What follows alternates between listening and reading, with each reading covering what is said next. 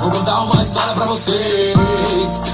Era uma vez uma pretinha que morava ali no bairro burguês. Veja vocês, ela fala top, quer andar de cross. Anda com os playboy, me chama de flipeira, David da viseira. Quer colar com nós, se chama ela de morena.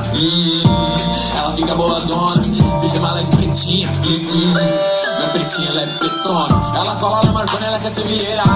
Conhece a Vila Mar inteira. Ela quer ser malofeira, ela quer ser maloca. Mas ela é Vila Madaloca, Rio 40 graus, inverno glacial. Deu um gelo no pai, ela foi pro Leblon, shortinho e moletom. Foi pra Itaiaém, só moleque louco, mas não pegou ninguém por causa de cê sabe quem.